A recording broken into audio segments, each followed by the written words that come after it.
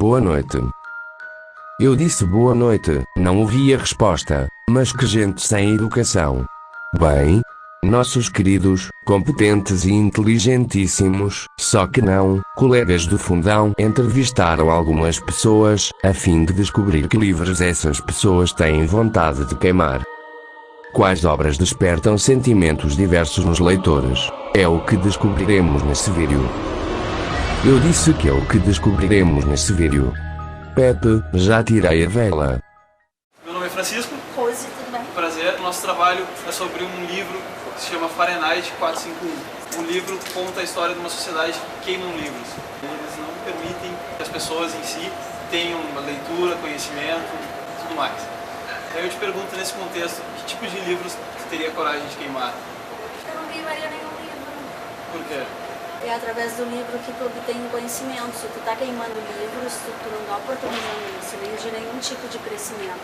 Até porque não vai se ter uma sociedade perfeita em um momento, nem um ser humano perfeito, né? Mas vamos supor que tivesse que queimar algum. Mas assim, por exemplo, livros de magia negra, então uma coisa assim, bruxaria, essas coisas. Em contrapartida, eu acho super interessante.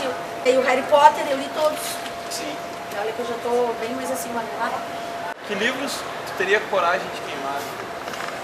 Todo e qualquer livro do Paulo Coelho. Acho que é uma das piores mentiras literárias do Brasil. O cara conseguiu entrar na Academia Brasileira de Letras, é campeão de vendas e não diz absolutamente nada. Eu acho que eu, sinceramente, não queimaria nenhum livro pelo simples fato de que cada livro tem sua história e cada livro tem um ponto de vista diferente, de uma época diferente. Se eu não gostar de um livro, não quer dizer que tu não vai gostar desse livro. Eu acho que é uma questão de gosto, uma questão de época, uma questão de contexto histórico. Cada livro tem um tipo diferente, de jeito de mostrar como era a realidade, a abordagem do dia a dia das pessoas da época. Cara, na realidade eu não queimaria, acho que não livro. Independente da leitura, eu acho que qualquer tipo de leitura é válido. Sim. Esse livro que a sociedade pode considerar um livro infantil ou uma literatura ruim pode ser a entrada para o livro. Seria muito de queimar 50 tons de cinza. E possivelmente também Crepúsculo, né, já que um veio do outro. Com a absurda popularidade que isso ganhou, acho que eu adoraria muito ter queimado, assim, ou pelo menos apagado ele da história. Mas por que o Crepúsculo também? Tirar o triângulo amoroso, mas ser uma guriazinha muito triste que simplesmente chegou naquela cidade, então... Uma pessoa em crise existencial que conheceu o mundo. Tá, e tu não queimaria? Crime e Castigo, do Dostoiévski. Por quê? Eu acho aquela atmosfera muito densa, eu acho um livro muito... consegue viver o que aquele personagem principal tá... Dostoiévski é um baita pensador, então. Não só por isso, mas até pela questão histórica, ele conta o traço histórico daqueles russos bêbados, lendários, pessoas desesperadas querendo dar certo na vida, então... Fazem analogias com a sociedade. Muito incrível. E o outro seria Miss Dalloway da Virginia Woolf. Vou falar de um autor gaúcho que eu gosto, porque eu gosto dele, eu jamais queimaria. Eu li um livro do Érico Veríssimo e eu colecionei todos os livros dele. Ele não era um intelectual, né? Ele não foi pra faculdade, ele não leu milhões de livros e ele te seduz com a história que ele conta. Sim. Ele simplesmente te seduz. Eu acho que hoje, no Rio Grande do Sul, é o livro que mais me seduz. Eu não queimaria a Odisseia e Ilíada. São textos clássicos, então sempre gostei muito de história, eu gosto muito da Grécia. Sem esses dois textos nós não teríamos conhecimento de todas as partes da Grécia. Livros históricos são um pouco mais importantes que livros de ficção. Uma última pergunta. Que livros tu considera que foram ou que ainda são prejudiciais à sociedade? Existem várias polêmicas, como livros religiosos. Com certeza o mais polêmico dos livros é a Bíblia. Porque a Bíblia, todo mundo tem suas crenças, só que apesar de dizerem que a Bíblia foi escrita por Deus, por mais que ela tenha realmente sido escrita por Deus através dos apóstolos, ela foi diversamente e muitas vezes manipulada pela própria, mal interpretada, mal traduzida, e ela não é a mesma coisa, não tem como ela ser a mesma coisa e ter as mesmas interpretações de que ela foi escrita quando ela foi escrita. Seria O Capital do Karl Marx. Aquele livro simplesmente transformou a sociedade em um bando de bitolados que acreditam que vão conseguir transpor uma ideia em algo real. Isso é absolutamente impossível. Até porque se você pegar metade desses caras que são socialistas, você vai ver que eles estão de Nike, eles estão usando um Apple, enfim, eles estudam na PUC, eles dão chilique se alguém se perde uma moeda na rua. Então eu não acredito na sociedade como Marx descreveu no Capital. E por conta disso é um livro que eu jamais recomendaria para você.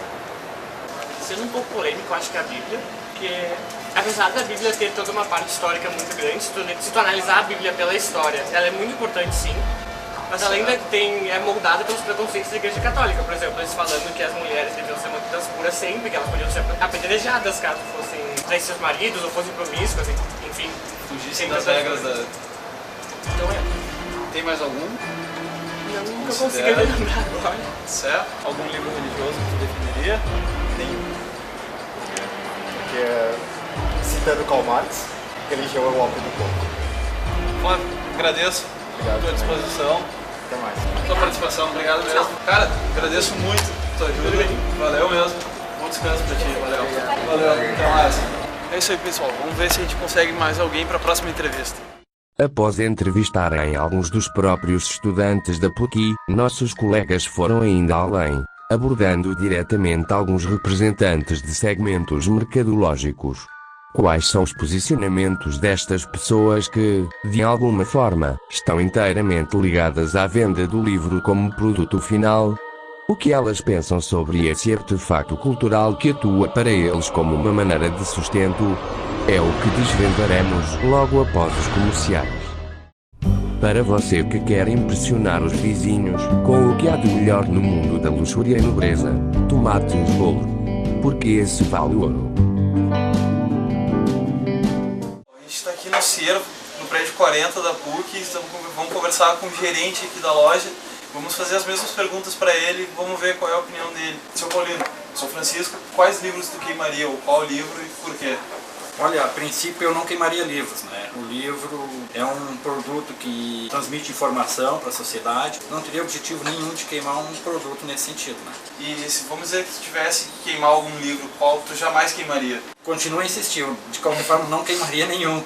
Sim. Fato pelo qual, para o meu foco, a informação que eu vou ter num livro, eu vou ver através de um ângulo, mas para uma outra pessoa na sociedade, ela vai ver de um outro ângulo, né, a mesma informação. Não quer dizer que a informação que eu capte no livro, que eu receba, a né, interpretação vai ser diferente, obviamente, vai ser totalmente diferente às vezes da outra pessoa que está num outro momento da sociedade. Quais livros ou qual livro tu julga que foi ou ainda é prejudicial para a sociedade? Também não vejo isso, né?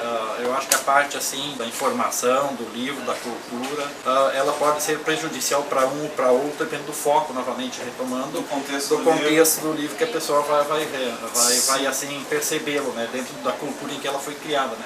Daqui a pouco eu leio uma obra que para mim é excelente, é uma crítica, mas eu vejo ela por um outro lado, e para você vai dizer, esse livro é prejudicial para a sociedade, esse livro não está num contexto em que eu estou inserido, né? Porque talvez ele esteja divergindo com outras ideias, outros conceitos. Exatamente, e às vezes preconceitos que a gente tem que a gente não queira, né? Que por sua vez sejam disseminados pela informação do livro. Sim. Então tá, Paulino, eu agradeço muito a tua atenção. Imagina, obrigado. Obrigado mesmo, valeu. Obrigado. A gente está aqui na direção da editora da PUC, conversando com o diretor da editora. Ele se propôs a participar do nosso trabalho. O tema do livro é praticamente uma sociedade que elimina a leitura das pessoas. Ela deixa as pessoas que leem livros antissociais, deixa elas de fora da sociedade. Aí eu lhe pergunto, que tipo de livros o senhor queimaria no contexto da história do Fahrenheit? É preciso dizer antes que ele é uma espécie de estudo semiótico dos processos que se dão na sociedade, que mostra como a sociedade é preconceituosa com algumas coisas. O conteúdo dos livros, que é o que interessa, e que eles queimam, que é considerado antissocial, é limitado na medida em que pode não ser antissocial por uma outra sociedade. E a queima dos livros, ditos como antissociais, impede, por consequência, que a sociedade possa comparar e concluir qual é o verdadeiro caminho. De maneira que, se metade dos livros estão queimados, certamente haverá na sociedade a indagação daqueles que não foram queimados, alguns são antissociais. Porque a sociedade começa a depurar demais. Então, eu não queimaria livro nenhum, que é para poder chegar o mais perto possível da visão holística do processo da sociedade, de maneira que eu possa comparar e concluir. A queima do livro considerado antissocial deve se dar na memória e na razão das pessoas, não no processo real de queimá-lo. Se essa sociedade tiver dúvidas sobre alguma coisa, daqui a alguns anos, poderá voltar a ver o livro que ela queimou socialmente, não pragmaticamente. Sim. Porque ela pode rever seus conceitos. Recriá-los.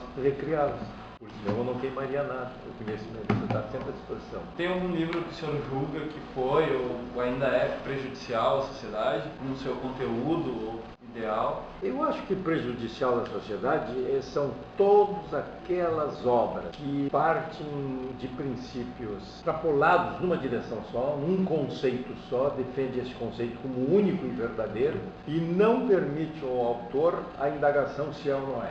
Poderíamos citar como exemplo que se discute na sociedade hoje, livros ou artigos que discutem a liberação da maconha. Poderíamos dizer, queime-se esse livro porque nós estamos tratando de uma coisa que a sociedade não quer. Eu acho que ainda assim estaríamos errados, porque se ela não discutir se isso é bom ou não é bom, não montar um processo histórico do que acontece realmente, ao que ponto vamos chegar, nós estaremos sempre no início.